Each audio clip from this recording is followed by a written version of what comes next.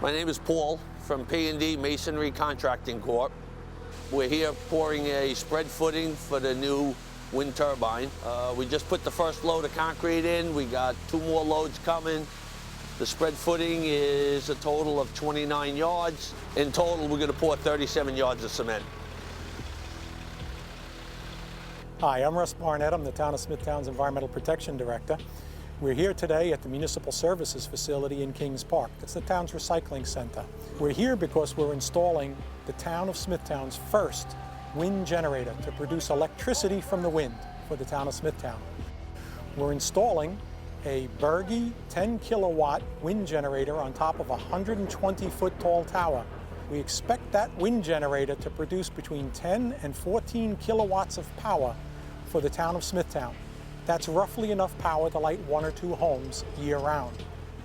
That's free power after 10 years. The generator will reduce our electric bills sufficiently to pay for itself in less than 10 years, and yet the generator will continue to produce power for 30 to 40 years, meaning that after that first 10-year period, we get free power for the people of the Town of Smithtown.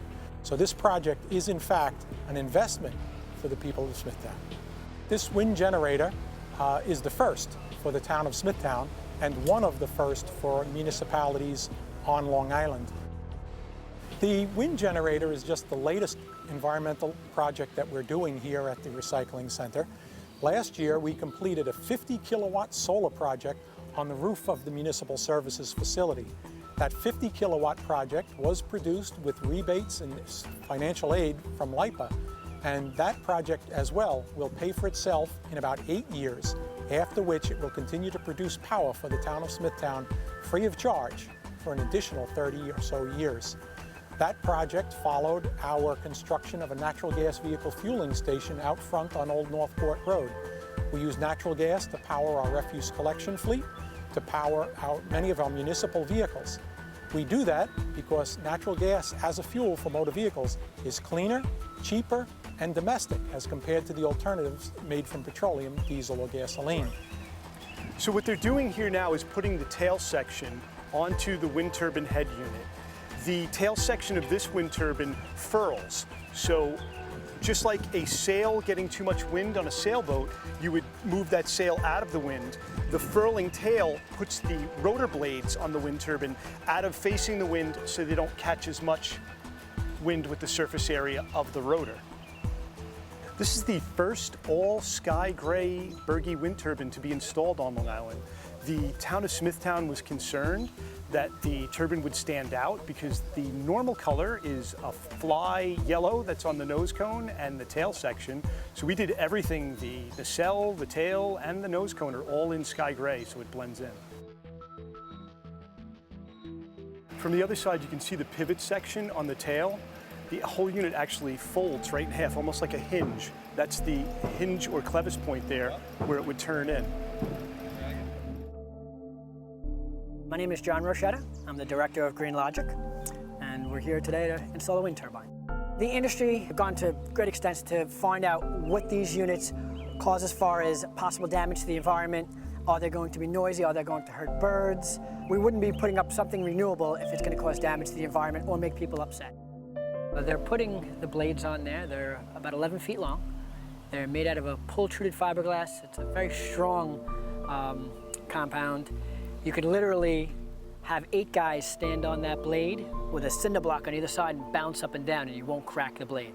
Berge's done a great job of designing this. And if you look on the fatter side of the blade, the one part that cuts into the wind, there's something called the leading edge tape. What that tape does is it protects the edge of the blade against any particulate matter that may be in the air. And usually every 5 years, we'll go up and take a look at it and make sure that it's still clean. If it's got any sort of pockmarks in it, they'll lower the head and replace the leading edge tape. Not that big of a job, not a big deal. But before it goes up right now, they're going to inspect it. They're also torquing the bolts down. So they've got a big torque wrench there, and they all have to meet the same, I believe it's 100 pounds, I'm not exactly sure on that, but they're doing that now. After which they'll put the nose cone on. It's on the ground behind them. And that gives it a more aerodynamic flow, so you have a clean laminar flow across the blades. And then from there, they'll lift it up on top of the tower. So I'm a geologist that went into petroleum, and I was able to make the transition from petroleum to renewable. It was a benefit for me, my family, and the country in the future. I'm hoping that we get to see those steps and train people like we have behind us in renewables so that we can rely less on the petroleum-based jobs. We don't want to take jobs out of the petroleum, we just want to shift them. So I think there's going to be a lot of job creation in this market. There's going to be a lot of people coming out of college looking for things to do in the next couple of years. I think we need to drive the whole economy that way so that people want to do this, and then as their children get into it, people want to do it on their own to support their children. I hope that happens in the future so we can all enjoy this. The mission statement for Green Logic Energy is to really believe in what you do. I get to go to bed every night knowing that I did something like this. And sure, it's a job. I get up every day. I have to do a certain amount of work to get paid for it, but I'm happy about what I do. So the people that come into Green Logic, the main understanding is you need to be happy about what you do. So enjoying it, you're here more hours in a day than you are at home often. So we all enjoy what we do. We all get an opportunity to move up if that's what you choose. Some guys go from the field to the office, some guys go from the office to the field, and you're not locked into any one position. You really get to follow your heart. So the taxpayers should be happy about that. It's clean, renewable energy. It's also going to be used as an education process for the children. They can come here and learn about solar, about wind, and about alternative fuels. So it's going to be part of that whole project.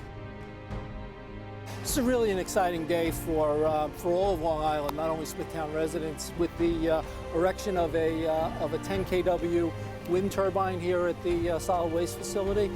That builds upon the town's commitment to advancing renewable energy. They have a 50 kW solar system here, and across the street they have a natural gas fueling station.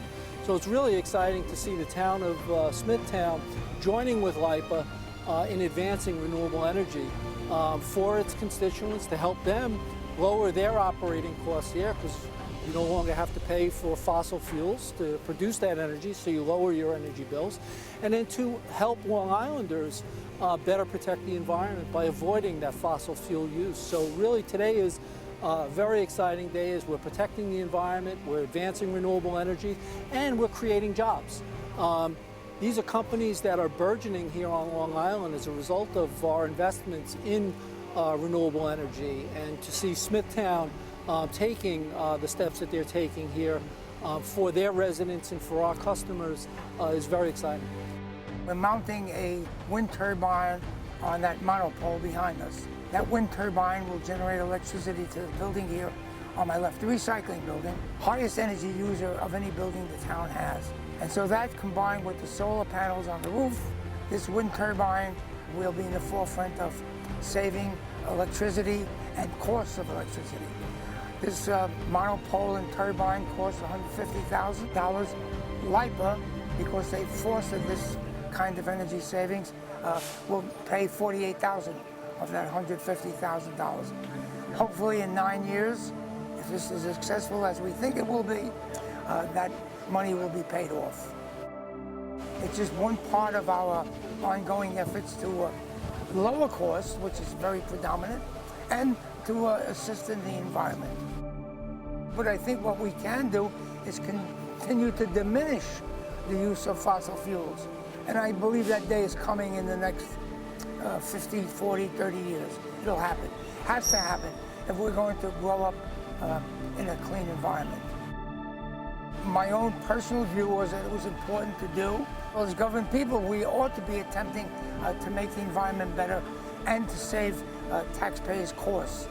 As I said earlier, this turbine will be paid off in 9 years. After that, the energy is free for the next 30. Why else do we exist in government but to do things like that?